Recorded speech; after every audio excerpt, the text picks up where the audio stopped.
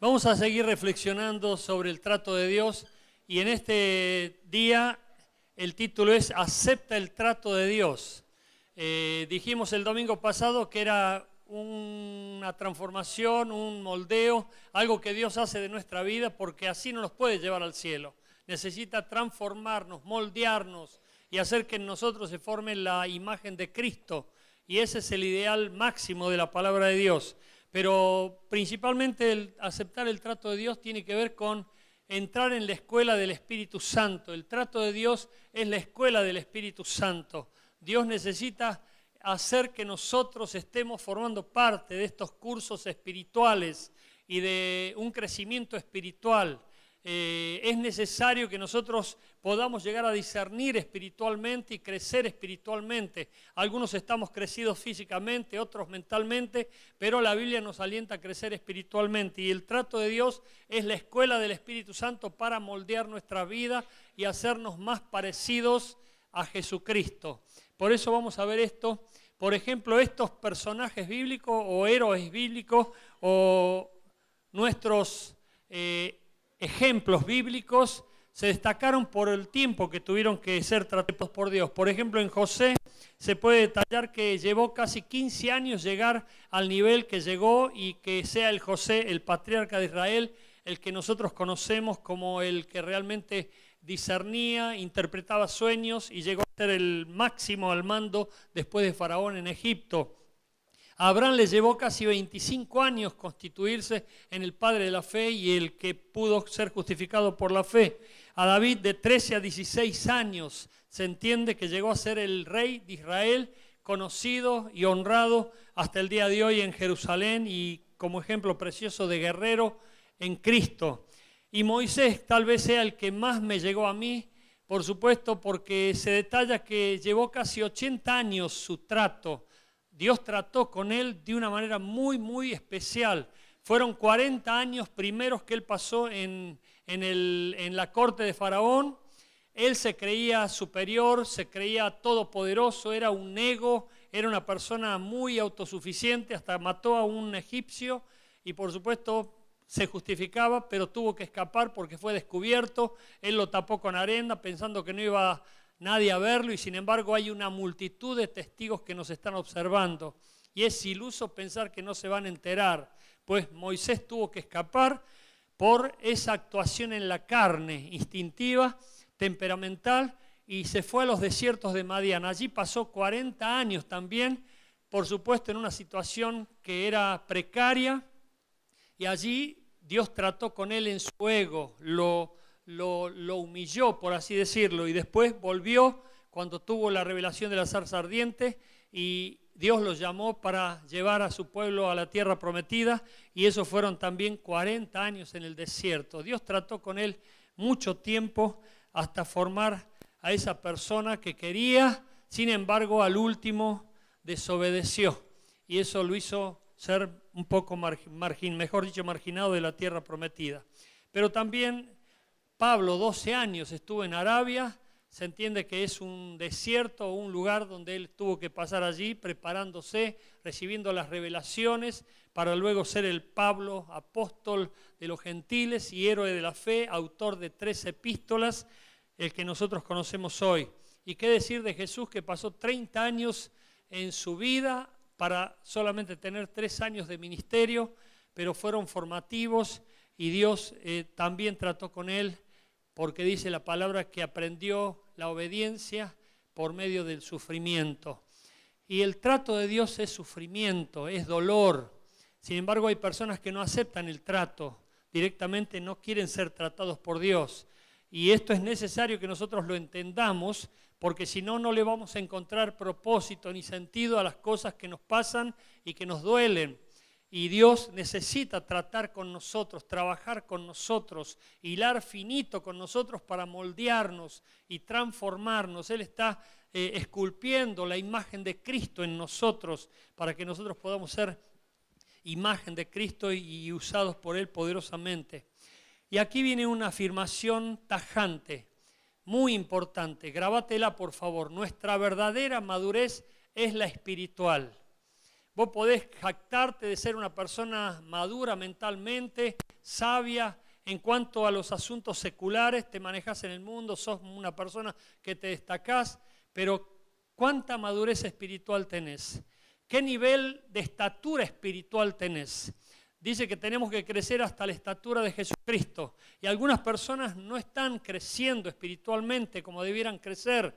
Otras personas se han quedado como niños espirituales a tal punto que Pablo dice a la iglesia en Corinto, no les puedo hablar a ustedes porque no tienen el nivel espiritual para entender lo que yo les quiero decir. Porque son todavía niños espirituales. No están discerniendo, no se dan cuenta de las cosas que son fundamentales e importantes para el progreso del reino o para la edificación de la iglesia. Y Pablo tuvo que bajar el nivel porque no le iba a entender. Porque las cosas espirituales se disciernen espiritualmente y vos necesitas estar abierto para que Dios te hable y puedas darte cuenta de lo que te quiere decir. 2 objetivos para el trato de Dios. El primero de ellos es que vos puedas conocer a Dios y depender de Dios. Yo sé que esto es muy difícil. ¿Te parece fácil lo que te digo? Pero hay gente que no conoce a Dios. Recién Jorge decía, si tenés un Dios grande, tus problemas van a ser pequeños. Pero si tenés un Dios pequeño, tus problemas van a ser muy grandes. Algunos, me temo, no conocen a Dios. Lo conocen de oídas porque me contaron, porque se entiende que vivo en un contexto occidental y cristiano, obvio que yo represento a Cristo o Cristo está aquí, pero tienen un concepto muy vago de Dios, porque la Biblia dice el que conoce a Dios se esforzará y actuará, y no se ve esfuerzo, no se ve ninguna actuación acorde al conocimiento de la demanda de Dios, porque Dios tiene propósitos, tiene voluntad, tiene demandas para nosotros, sus hijos, para que este mundo deje de ser como es y por supuesto el maligno sea destruido, por lo menos conquistados y las obras de las tinieblas retrocedan. Por eso hay gente que no conoce a Dios y necesita conocerlo para que pueda dar razón y fe y testimonio público de ese conocimiento. ¿Por qué conoces a Dios? ¿Cómo conociste a Dios? A ver, contame. Y ahí las personas se traban, ahí no saben qué contar. Pero cuando vos lo conocés realmente es porque has vivido una experiencia personal con Él. No te la contaron, no lo leíste. Vos has experimentado un conocimiento profundo y nadie te lo quita, nadie te lo puede contradecir. Porque ese es el conocimiento espiritual. Hemos conocido a Dios y por eso le servimos. Por eso le honramos, le glorificamos y tratamos de agradarle todo el tiempo, no de vez en cuando, no el día domingo, como algunos dicen, yo voy a cumplir a la iglesia, ya cumplí con la iglesia, no me pidan más. Si es más de 2 horitas ya sos fanático. Como dijo una persona, no soy fanático, porque piensa que venir 2 horitas a la iglesia es fanatismo. Pero quienes le conocemos a Dios quisiéramos estar todo el día en su gloriosa presencia, porque en su presencia hay plenitud de gozo, delicias a su diestra para siempre. Por eso vos te deleitás en la presencia de Dios porque lo conoces. Y si lo conoces, dependés de Dios. No dependés del dinero, no dependés del patrón, no dependés del gobierno, no dependés de tu negocio, dependés de Dios. Esto no quiere decir que te hace tirar panza arriba y decir, bueno, que Dios me alimente, no es así. Porque el que no trabaja, que no coma, dice Pablo. Pero demostrás que tu dependencia está más allá. Vos dependés de Dios y Dios nunca te va a hacer faltar nada. Nunca te va a hacer faltar nada. Ahora, si vos dependés de alguien o de algo, obviamente si te falta eso, te hundís, te deprimís, sufrís lastimeramente, porque has gestado una dependencia hasta enfermiza, por así decirlo, con algo o con alguien. Y esto no quiere decir que deseches a las personas o que rechaces a las personas o que te cortes de las personas. Este es un asunto muy sensible e íntimo, personal, donde vos tenés que definir de quién verdaderamente dependés. Y vas a ver cómo Dios nunca te va a hacer faltar nada y va a ser el gran proveedor para tu vida en todos los aspectos.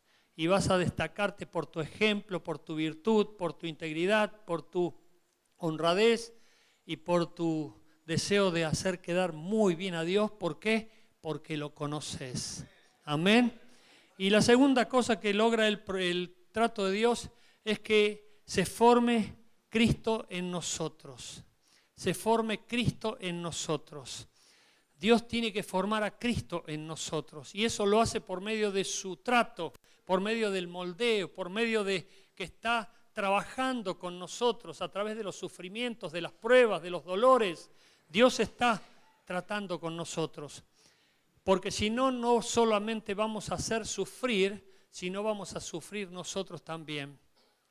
¿Por qué hacemos sufrir? Porque la gente se desilusiona. La gente dice, va a la iglesia y mirá, sigue robando, sigue mintiendo, sigue pegándole a la esposa, sigue insultando. Me confundo, dice la persona. Y de repente se dan los casos de personas que dicen, yo no voy a la iglesia esa por fulano, mengano y sultano porque es un hipócrita. Porque dice ser de Cristo, pero hace todo lo contrario o niega el efecto del Evangelio. Y la gente queda como loca diciendo, no entiendo, va a la iglesia, lleva la Biblia y no me muestra a Cristo. Por eso Cristo tiene que ser formado en nosotros. Cristo tiene que ser formado en nosotros. Dice el apóstol Pablo, sufro dolores de parto hasta ver a Cristo formado en vosotros. Y por supuesto, causa sufrimiento, causa dolor, causa desilusión grande y un daño muy serio al reino de los cielos y a la iglesia. 3 actitudes ante el trato de Dios. El primero es el rechazo, no querer ser tratado por Dios. Esto es decir, yo estoy bien así, no me pidan cambio, no voy a cambiar, yo soy así y basta. Y es persona que rechaza el trato de Dios. De repente se queja, empieza a despotricar contra Dios, lo insulta porque le toca sufrir. Y yo decía el domingo pasado, lo repito, que las personas que han sufrido y han llorado y han sufrido dolores muy fuertes, es triste que de repente no hayan aprendido nada de esas lecciones. Es como que sufrieron al vicio. Y le dice el apóstol Pablo a los Gálatas, espero que no hayan corrido en vano ustedes, espero que no hayan sufrido en vano, porque todo sufrimiento tiene una enseñanza, tiene una lección, porque toda prueba no aprobada es prueba repetida. Y hay personas que parece que no aprenden las lecciones, no aprenden las pruebas, siguen repitiendo, siguen repitiendo, siguen repitiendo y siguen sufriendo el mismo problema de antes y no cambia. Es como que tienen problemas crónicos en un aspecto, en un aspecto de su vida. Hay resignación. Hay personas que se resignan y dicen, y tal vez esta sea la cruz que yo tengo que sufrir, que llevar, y bueno, me la tengo que aguantar, y bueno, no me queda otra. Y es como que se resignan a sufrir lo que están sufriendo en vez de pedirle a Dios que intervenga con poder y revierta esa situación y que haga un milagro porque Él los hace. Y hay personas aún de aquí y de otras iglesias que no lo creen. Y yo te quiero animar a creer en un milagro de Dios, que Dios puede revertir toda situación de maldición y tornarla en bendición. Pero si no lo crees, por supuesto no lo vas a ver, porque bienaventurados son los que creen sin ver. Porque la fe es no ver nada y creer. Pero con los ojos de la fe nosotros vemos anticipadamente las cosas que queremos recibir de parte de Dios. Y para ver el milagro lo tenés que ver en tu vida y ya creerlo en tu interior, para que Dios lo haga realidad. Amén. Y por supuesto el último es reconocimiento. Vos reconocés lo que te toca sufrir, reconocés el dolor que estás sufriendo y decís, Señor, va a servir para algo. Yo voy a encontrar propósito en esta prueba. ¿Por qué? Porque todo obra para bien. Todo obra para bien. Me la estoy aguantando, estoy sufriendo, me duele un montón, pero yo sé que tú tienes algún propósito, no lo veo bien porque las lágrimas me empañan el poder ver con realidad, con claridad, pero yo sé que tienes un propósito y pronto lo voy a ver claro. Y te puedo asegurar que Dios te va a revelar el propósito por el cual hoy estás sufriendo. Por el cual hoy estás sufriendo, Dios te va a revelar el verdadero propósito. Y vas a terminar dándole gloria a Dios, porque a pesar del dolor, Dios va a sacar algo bueno de esta situación. Amén. Y lo repito, a pesar del dolor que te toca sufrir, Dios va a sacar algo muy bueno de esta situación. Si lo crees, decí fuerte amén. Ahora, si no lo crees, obviamente estás rechazando, renegando y resignándote a vivir una experiencia lastimera. Tres áreas en las que Dios nos trata. La primera área en la que Dios nos quiere tratar es el área de la obediencia. La segunda es el área del orgullo y la tercera es el área de las emociones. Hay muchas áreas porque nosotros necesitamos ser ajustados, retocados en muchas áreas. No es que estas tres áreas son suficientes, pero estas abarcan muchas cosas en nuestra vida y Dios necesita tratar con nosotros para moldearnos. Y vamos a tomar el ejemplo de Saúl. El ejemplo de Saúl es un ejemplo contrario al que podría ser buen ejemplo, pero para nuestro caso es un buen ejemplo de todo lo contrario a lo que tenemos que hacer. Por ejemplo, hay una persona hace un tiempo vino a decirme, pastor, yo voy a hacer todo lo contrario a lo que hace mi papá. Dije, ¿por qué? No, porque yo no estoy para nada de acuerdo con mi papá es esto, aquello y lo otro. Esa persona comenzó a crecer haciendo todo lo contrario a su padre. En este caso, su padre se convirtió en un ejemplo contrario al que tendría que seguir como buen padre. Ese hijo, por supuesto, no veía a su padre como un buen ejemplo. En este caso, Saúl es un buen ejemplo de desobediencia. Y esta primera área es justamente en el caso de Saúl. Mirá lo que dice el primer libro de Samuel, capítulo 15, versículo 11. Dice Dios a través de Samuel, me pesa haber puesto por rey a Saúl porque se ha vuelto en pos de mí y no ha cumplido mis palabras. Me pesa haber puesto por rey a Saúl porque se ha vuelto en pos de mí y no ha cumplido mis palabras. En otras palabras, Saúl era un desobediente y nosotros tenemos que ser obedientes. Obedientes y sumisos a la voluntad de Dios. Y para eso necesitamos estar atentos. Hay personas que si vos le decís tenés que ser obedientes, se rebelan más, porque la rebeldía fue puesta en el mundo por Satanás y el pecado. Y hay gente hiper rebelde. No le podés decir nada porque no te van a llevar el apunte, no te van a registrar, por más que se trate del mismo Dios. Si desobedecen a Dios, ¿qué podemos esperar que nos hagan caso a nosotros o a los padres? En este tiempo se vive una crisis terrible de desobediencia en los hogares. Chicos hiper rebeldes que no obedecen a sus padres, no los reconocen como autoridad, pero aún sus padres son peores que sus hijos porque también son rebeldes y desobedientes a la autoridad. Y eso, por supuesto, da lugar al diablo. En este caso, Saúl fue en contra de la voluntad de Dios. Y la Biblia dice claramente que nosotros, por más que nos pasemos toda la vida diciendo Señor, Señor, te amo, Señor, dice, no todo aquel que me dice Señor, Señor, entrará en el reino de los cielos, sino el que hace mi voluntad. Y la voluntad de Dios tiene que respetarse porque Él es soberano. Y nosotros recibimos bendición cuando obedecemos sumisamente a la voluntad de Dios.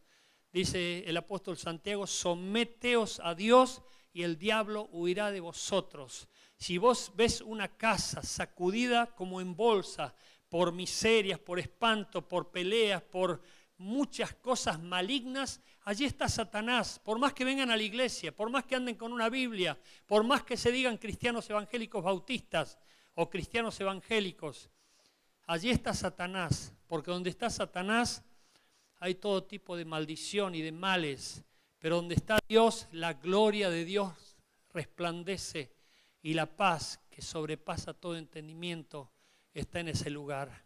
¿Cuántos están entendiendo esto? Por eso la desobediencia es un área, la obediencia es un área en la que Dios necesita tratar con nosotros para que no seamos rebeldes. Y mira cuán serio es esto. Presta atención, por favor. Fíjate lo que dice el primer libro de Samuel, capítulo 15, versículo del 22 al 23. Este texto es revelador. Dice, y Samuel dijo, ¿se complace Jehová tanto en los holocaustos y víctimas como en que se obedezca a las palabras de Jehová? Ofrecer holocaustos y víctimas es servicio, es actividad, es lo que vos podés hacer en la iglesia. Podés ser una persona muy activa en la iglesia, pero eso no convence a Dios. Repito, ¿se complace Jehová tanto en los holocaustos y víctimas como en que se obedezca a las palabras de Jehová? Ciertamente el obedecer es mejor que los sacrificios y el prestar atención que la grosura de los carneros.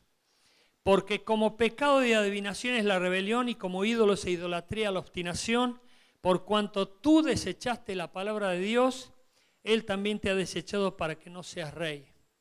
Acá hay dos palabras que se destacan.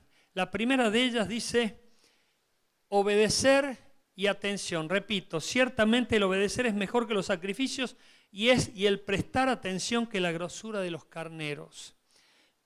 Escucha, por favor. No solamente la orden de Dios es muy importante, sino el detalle de esa orden. ¿En qué consiste el detalle? Vos el detalle a lo mejor no le llevas el apunte, pero Ray Aycroft, el fundador de la cadena McDonald's, dice, en los detalles se ve la globalidad. Para muestra basta un botón. Una pequeña palabrita deschaba lo que hay en nuestro corazón, porque de la abundancia del corazón habla la boca. Por eso nosotros tenemos que prestar atención a la orden de Dios y al detalle de esa orden.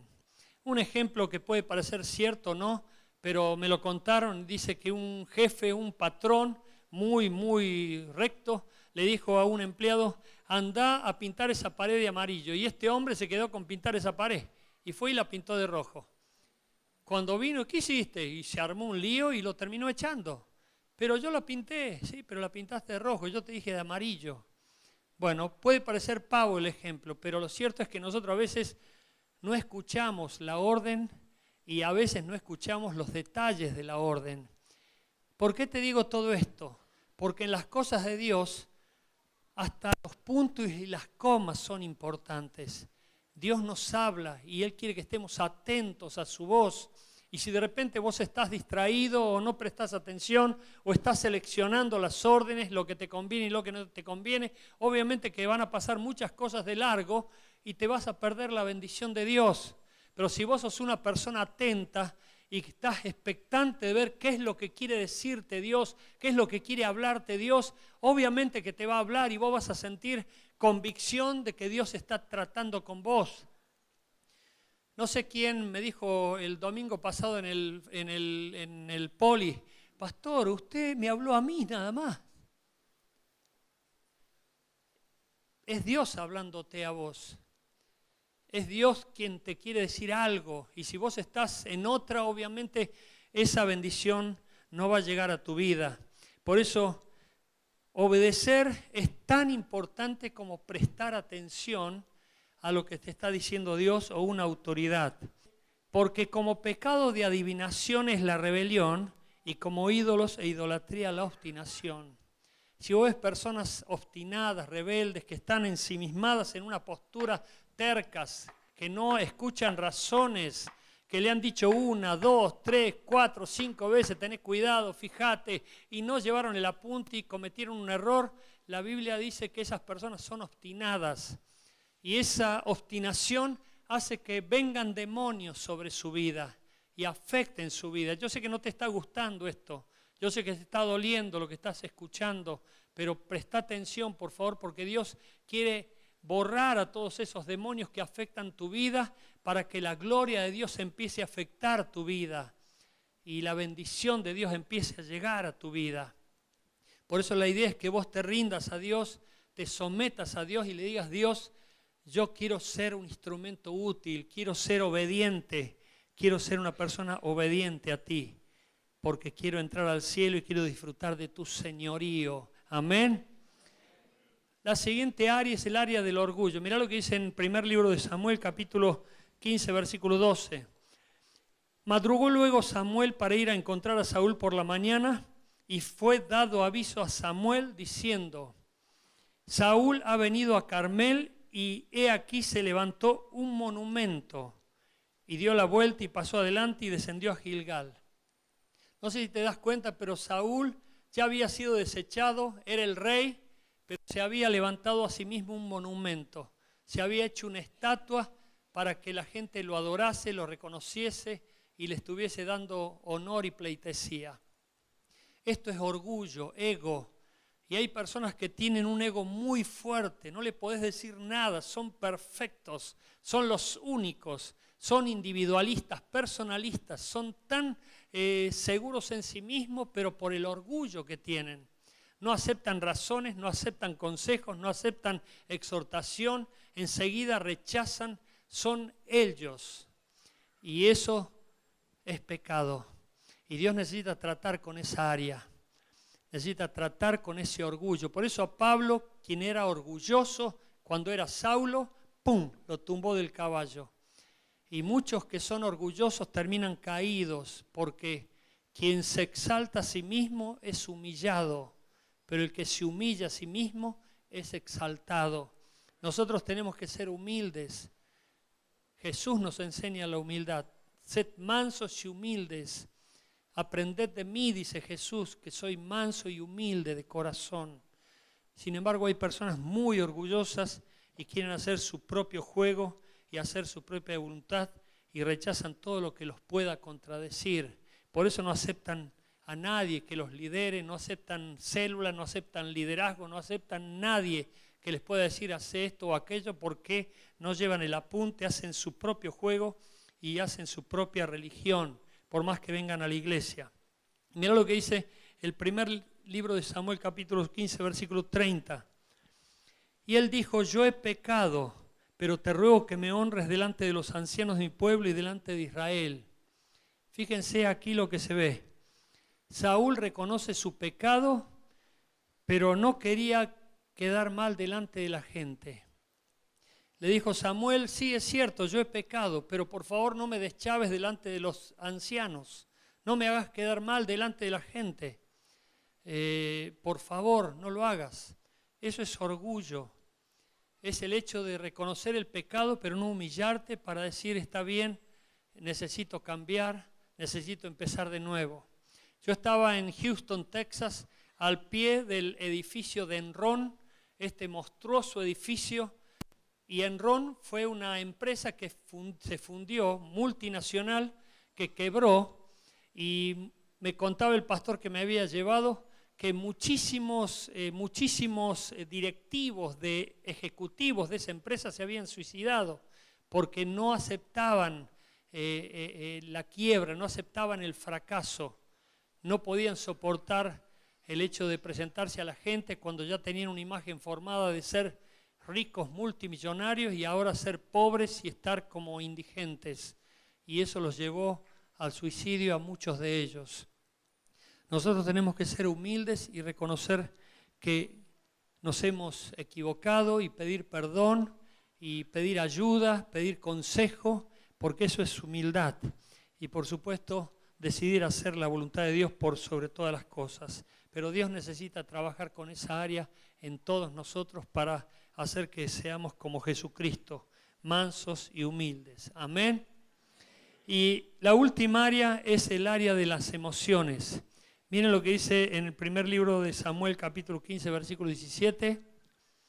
Y dijo Samuel: aunque eras pequeño en tus propios ojos, ¿no has sido hecho jefe de las tribus de Israel y Jehová te ha ungido por rey sobre Israel?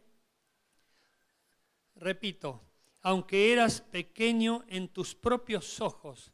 Esto habla de Saúl, que se consideraba pequeño. Sin embargo, ustedes saben que la historia nos dice que era el más alto de todos los israelitas y el más hermoso, dice la Biblia, de los israelitas. Sobresalía por encima de todos. Era tipo así, Emanuel, lungo, bien alto.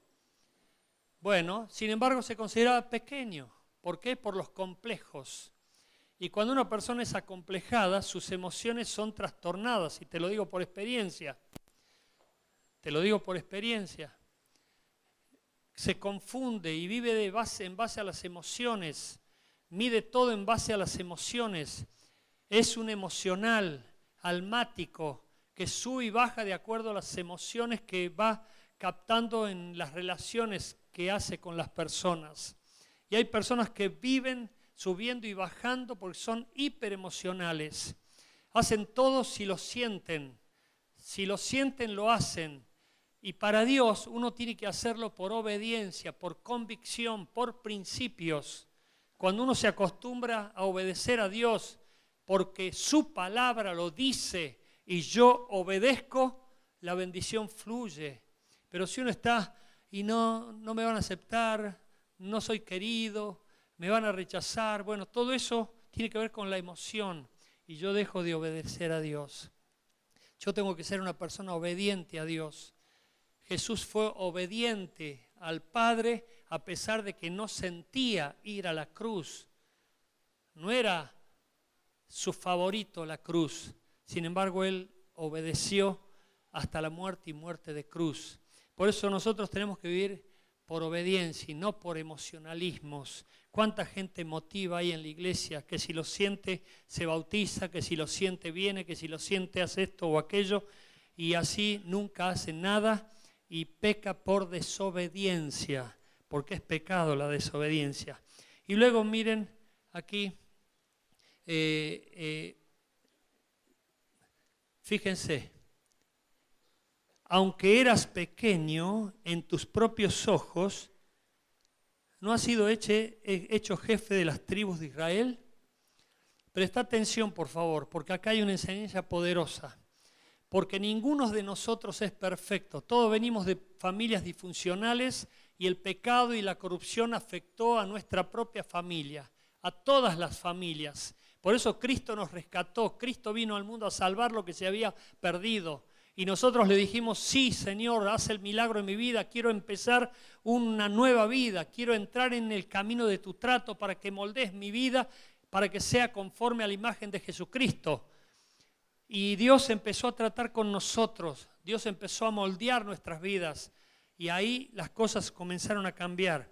Pero de repente Saúl se sentía sintiendo pequeño. Saúl no dejó los complejos. Y era un líder acomplejado. Y ese líder acomplejado tenía celos y envidias de David. Y empezó a perseguir a David como para querer matarlo. Eso le afectó el ministerio, le afectó la vida, le afectó todo. Y por eso Saúl fue desechado. Nuestros complejos hacen que seamos marginados. Nuestros complejos hacen que nos veamos a nosotros como monstruos o como pequeños o como personas que no van a tener ningún propósito en las manos de Dios. Pero aún así, dice, Dios lo eligió para que sea rey. Aún así, Dios te quiere elegir también a vos. Aún así, Dios me eligió a mí. Con tantos defectos, tantas cosas que debía cambiar y todavía tengo que seguir cambiando.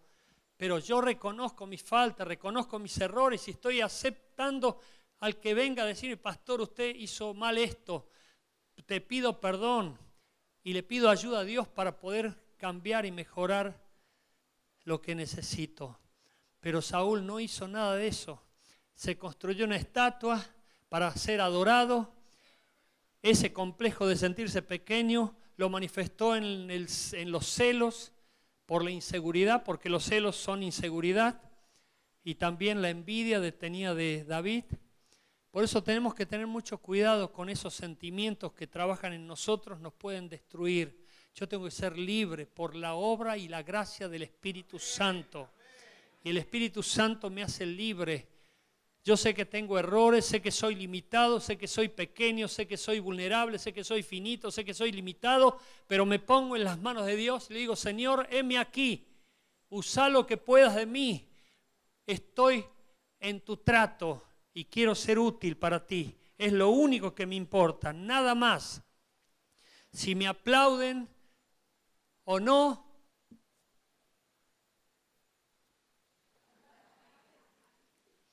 yo le decía en el curso de homilética que una persona acomplejada, después que termina un mensaje, le empieza a preguntar, che, ¿qué tal fue?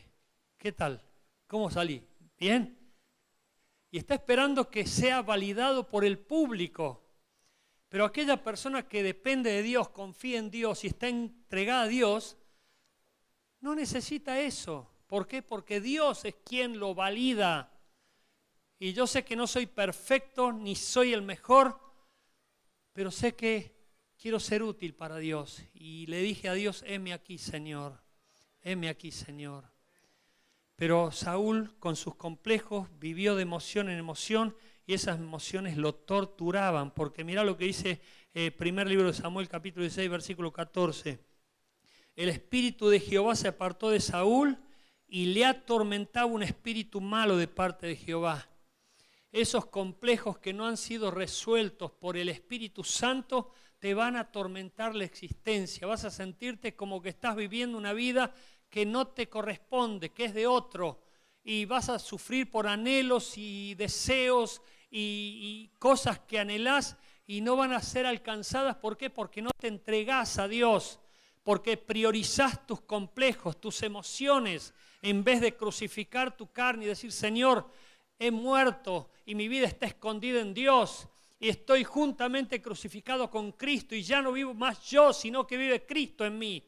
Cuando vos te entregás a Dios, Dios va a tapar esos complejos, liberarte de esos complejos y hacer que seas un instrumento para su gloria. Pero si das lugar a tus complejos, vas a seguir siendo una persona cobarde, tímida, escondida y vas a andar siempre sintiéndote atormentada por cosas que ni siquiera sabes y son espíritus malignos que se aprovechan de tu vida acomplejada. Y te lo digo por experiencia, querido hermano y querida hermana. Por último, el espíritu malo trabaja para autojustificarnos, para que te autojustifiques y digas, yo soy así, bueno, que me quieran así, no voy a cambiar, y bueno, te autojustificás. Para que seas sensible, hipersensible, y que te afecte todo. Si alguien te miró bien, si te miró mal, como una vez le pregunté a una persona, ¿por qué dejaste el trabajo? Uy, pastor, no me querían, ay, usted sabe cómo me odiaban, pero ¿qué te hacían? Me miraban mal.